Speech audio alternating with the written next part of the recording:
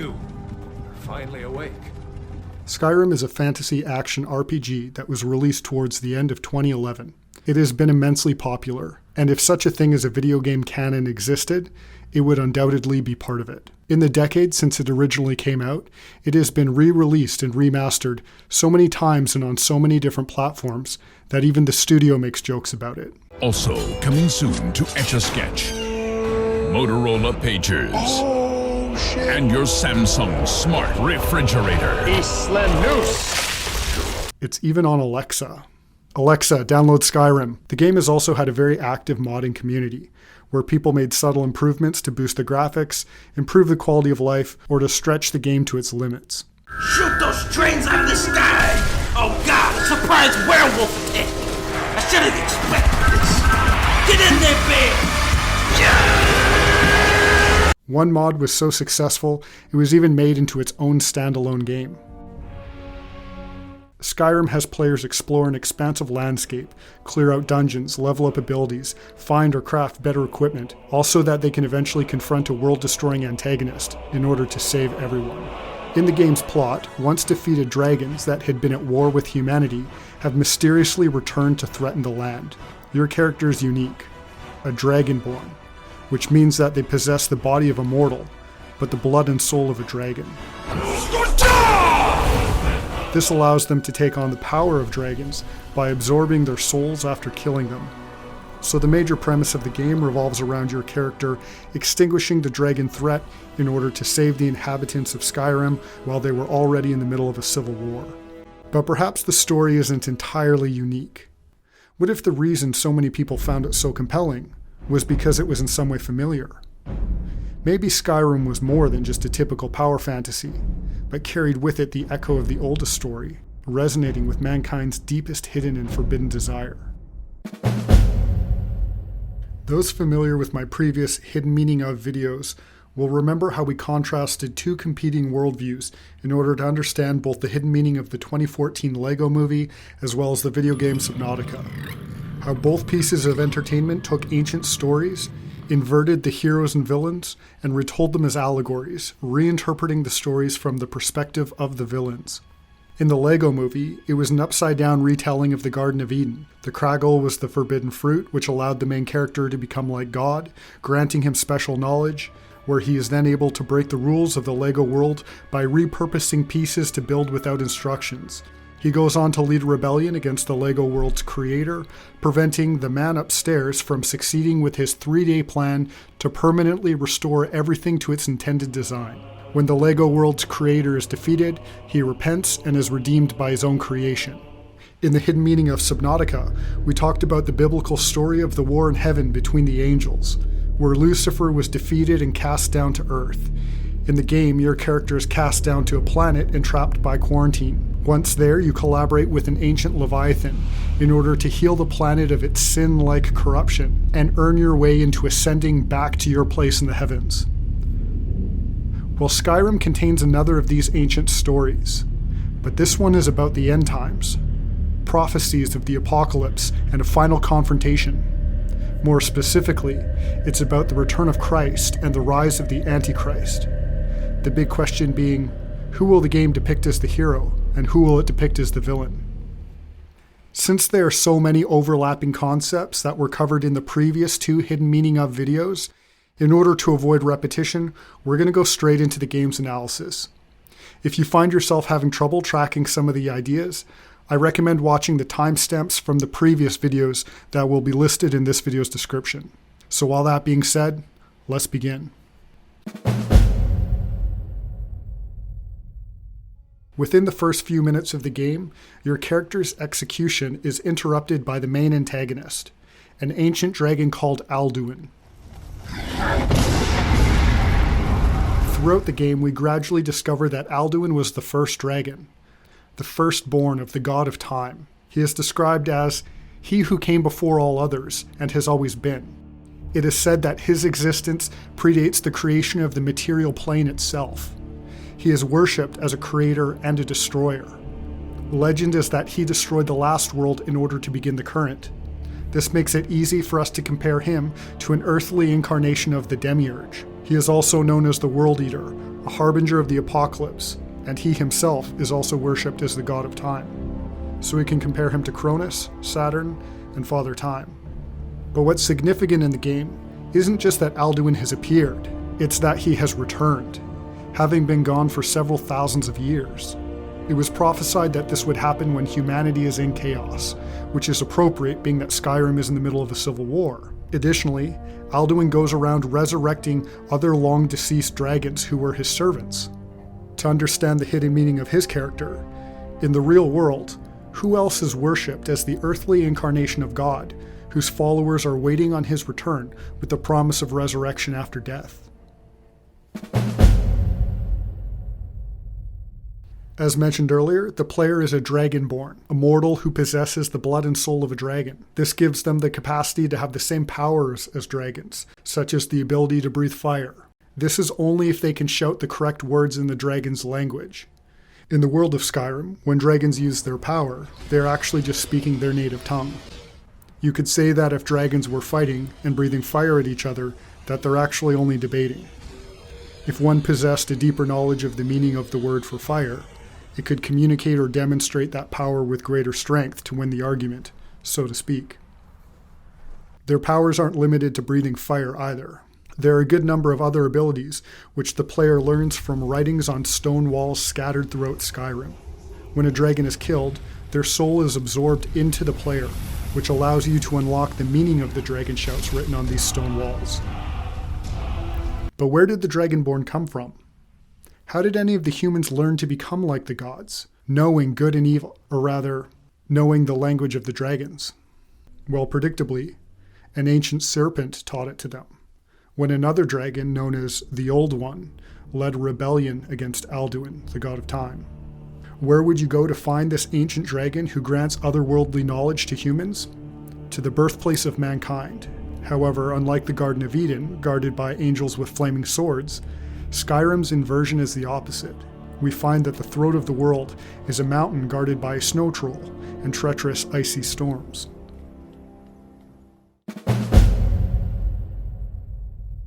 To reach the dragon at the top of the mountain, the player uses a shout to clear away a storm that limits access to the unworthy. Here we meet the dragon that led the rebellion against Alduin, named Parthenax. We also discover the origin of the stone walls that are scattered throughout Skyrim, as Parthenax breathes fire onto a stone to teach you a dragon shout. The scene plays out eerily similar to Moses receiving the Ten Commandments described in Exodus 24 verses 15 to 18. But Parthenax isn't just some unimportant dragon who helped humanity overthrow a tyrant that was enslaving them. He was Alduin's lieutenant. When Alduin ruled over mankind as a god, Parthenax took pity and taught mankind how to use the dragon shouts, granting them equality with Alduin. Mankind was able to free themselves from Alduin's reign in an event known as the Dragon War. Alduin was cast down from the sky and temporarily defeated, but Parthenax knew he would return, saying, "For thousands of mortal years I have waited. I knew he would emerge, but not when." Let's take a minute to compare this to the biblical story of the war in heaven. Lucifer was an anointed guardian angel, placed on the holy mountain of God. He is described as being full of wisdom and perfect in beauty, but his beauty made him proud, and he corrupted his wisdom for the sake of his own glory. He became profane and filled with violence, so God cast him out of the mountain of God, out of heaven. Revelations 12:7-9 describes, "Then war broke out in heaven. Michael and his angels fought against the dragon, and the dragon and his angels fought back, but he was not strong enough, and they lost their place in heaven. The great dragon was hurled down, that ancient serpent called the devil, or Satan, who leads the whole world astray. He was hurled to earth and his angels with him." When we understand this story and compare it to Skyrim, Skyrim is telling it as if the war in heaven had gone the other way, as if Lucifer had succeeded in overthrowing God and cast him off the holy mountain, where the earthly incarnation of God is conquered, first on the earthly plane during the Dragon War, but also when he returns, by the game's player, with the game's climax having you chase Alduin all the way to the afterlife to make his defeat final. So it makes sense that we have Parthenax, the former lieutenant of Alduin, the god of time, sitting at the tallest mountain in Skyrim, after he's cast Alduin out of the heavens and is waiting for thousands of years for his return but not knowing when, having successfully led humanity in a rebellion by giving them knowledge originally limited to the understanding of heavenly beings, just as the serpent guided humanity to eat the forbidden fruit from the tree of the knowledge of good and evil in Eden so that they could become like God. In the biblical account of this story, it caused death to enter the world, and mankind is now subjected to mortality. But in Skyrim's inverted retelling of the story, it's the other way around. It causes the heavenly beings to experience mortality, and it frees mankind.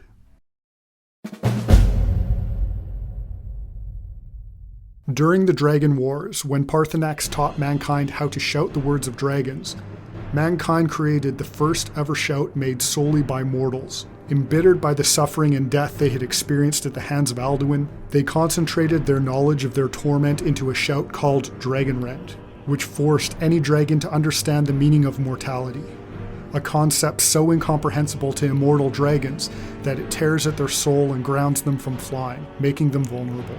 We learned that the creators of Dragonrunt used this shout against Alduin to force him into battle, but he was never fully defeated. During the altercation, they used something called an Elder Scroll to cast Alduin forward through time, causing him to disappear from their lifespans. But 5,000 years later, during the events of the game, this is why he has returned. We can again compare this to the Bible, where the Gospels describe God entering into the world as Jesus Christ. Like Alduin, he has the ability to resurrect his followers, and like Alduin, Christ being on the earth creates conflict between God and mankind, so mankind seeks to kill him. Unlike Alduin, humanity succeeded in killing Jesus Christ, but since he is God, he has command over the powers of life and death itself, so he resurrected after 3 days. He then goes back to heaven, while promising to return in the future to defeat the Antichrist, offer final judgment, and to restore the earth. And we currently find ourselves 2,000 years into waiting. Skyrim is trying to tell what it would be like if an evil caricature of Christ returned to lose again, after having also been defeated in the war in heaven. It's like the game is attempting to use a fantasy allegory as a way of engaging in revisionism for the purpose of inverting theology. Parthenax explains to the player how using the Elder Scroll to send Alduin forward in time created a rip in time. He theorizes that if you were to retrieve the Elder Scroll, you could read it at the location of the time wound and observe the previous hero's battle against Alduin. By observing this battle, you could learn the Dragonrunt shout from them when they used it against him before, so your character sets off to retrieve the Elder Scroll. Now, Elder Scrolls are mysterious objects. They're described as being outside of time. In the game, it is said that they do not exist and always existed. They are here with us, but also beyond and beneath, before and after. They are bits of divine made substance so that we could know them. In the real world, you could compare this to the concept of the eternal Logos. Logos is the divine logic, reason and purpose that is woven through the fabric of the universe holding it together. John 1 verse 1 and 2 says, "In the beginning was the Word, and the Word was with God, and the Word was God. He was with God in the beginning. Through him all things were made, and without him nothing was made that has been made." John is describing Jesus Christ as the human embodiment of the eternal Logos, which we see in the words of the Bible itself. Since the Bible is a collection of books from the laws and prophets that came before Jesus, who he accredited divine inspiration to in the case of the Old Testament, and the words of the apostles that he appointed when he was on earth in the case of the New Testament. So you could say that in Skyrim's upside-down story, the Elder Scrolls are Skyrim's version of the Bible. And this makes sense then that they're used as a weapon against Alduin, since Jesus Christ's temptation was an effort to use scripture against him in order to get him to abandon his earthly mission. In Skyrim, you eventually acquire the Elder Scroll after wandering through an area with giant mushrooms, perhaps hinting at shamanic traditions that use hallucinogenic mushrooms to move through the physical veil into the spiritual world. The player returns to the rip in time at the throat of the world and uses the Elder Scroll to peer into the past to learn the dragon shout. Once this happens, Alduin appears in order to fight you. When the player overwhelms him, he tells you, "I cannot be slain by you or anyone else." You cannot prevail against me. I will outlast you, mortal. Then he retreats to Sovngarde. So the player has just defeated God at the birthplace of humanity, the stand-in for Eden, and you must now travel to the afterlife to sever his power over life and death in order to defeat him completely. Sovngarde is very clearly borrowing its concept from Valhalla, the afterlife in Norse mythology. To better explain this, I reached out to our friend Matt from Nordhugger, since he produces content that focuses specifically on European traditions and lore. Sovngarde is an ethereal realm with a great drinking hall at its center, created to be a paradise for Nords who have proved their valor or who have died honorably in battle fighting for what they believe in. In the realm of Sovngarde, the Hall of Valor, the Nords there drink and feast and make merry and fight and make love to the women of the hall until the end of time. Valhalla, or Valhall, the Hall of the Slain, is the clear Nordic historical inspiration for Sovngarde, and in the sagas it is described as a place in which Germanic warriors who fell in battle could be brought. From among these men who died fighting in battle, many of them were chosen by the god Odin to be brought to Valhalla in Asgard, where they would spend their days feasting, drinking, fighting, and training in a hall covered in magnificently ornamented shields and held up with rafters made of spear shafts. When the hour of Ragnarok finally arrives, Odin is said to call upon his warriors to aid him in their final battle at the end of the world against the giants, the Jotun, and the great wolf Fenrir. The belief in the existence of Valhalla as a reward for those Norse who died in battle indicates the profound importance of battle and warfare in the psyche of Northern Europeans, to the point that even death only brought about the training and preparation for an even greater apocalyptic battle at the end of the world. So it's only appropriate then that in Skyrim, the Dragonborn travels to the game's equivalent of Valhalla, to Sovngarde, where your character joins with the souls of long-fallen heroes of Skyrim, and you fight in a great battle against the dragon Alduin, a world eater, much like the great world serpent of Jormungandr in Norse mythology, who fights with Thor in Ragnarok. So in Skyrim, once you've traveled to Sovngarde and defeated Alduin with the help of the souls of the old heroes, you return to the material plane having completed the game's main quest.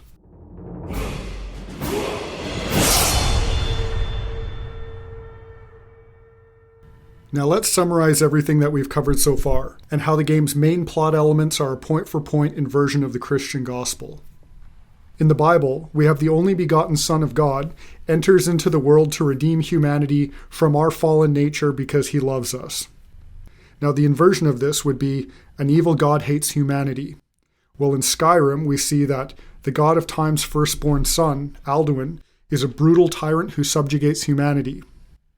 In the Bible, one of God's exalted angels, Lucifer, becomes evil and he leads a rebellion. For this he is thrown out of heaven. The inversion would be that God loses the war in heaven.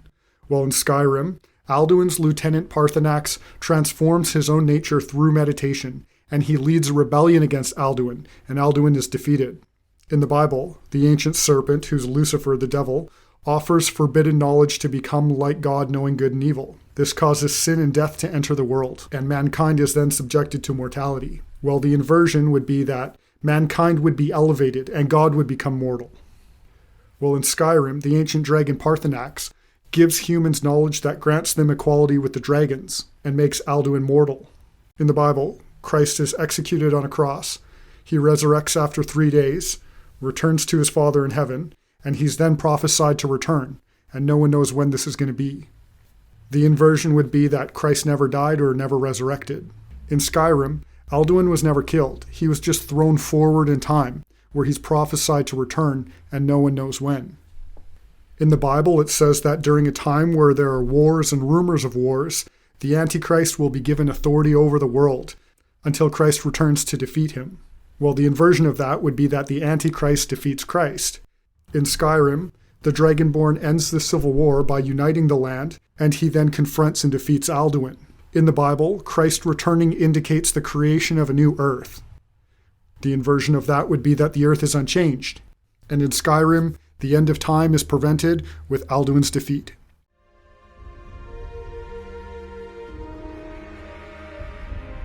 Like the other subjects of my hidden meaning analysis videos, I really enjoyed Skyrim. It was the first game I ever played that convincingly felt like it had its own self-contained world, as if the NPCs actually had their own lives and didn't only exist for the sole purpose of waiting around so that they could move the plot ahead further for the player. Skyrim also existed in the perfect sweet spot, where open world games weren't so large and time consuming to explore that it wasn't tedious or overwhelming. There are many games now that are much more technically impressive and are at a far higher level artistically that I just can't be bothered getting around to, but the experience of playing Skyrim for the first time was a great memory. In addition to the Greybeards at the top of the mountain, there's the Mages College, the Thieves Guild, the Blades, the Companions, the Wabbajack, the mysterious assassins who track you down and try and ambush you. There was so much that made the game so compelling. But if we're honest, the game is compelling because it runs counter to reality. When I first started noticing the deeper patterns in these stories, it used to really matter to me whether it seemed like the makers were intentionally trying to create an anti-Christian inversion or not. But now I just think it's incredible how these patterns keep repeating themselves in our stories in the first place. I don't even think they're necessarily trying to be nefarious. It's just the result of the natural fallen state of human desire leaking itself into our art, trying to shake its fist at God. For one reason or another, we can't seem to escape it, even in our escapism. So I hope you enjoyed this analysis. I don't think it should sour the game, but I do think it's important that we're aware of what it's telling us, and we should be careful to make sure that the story in the game doesn't become the story in our lives. Thank you for watching.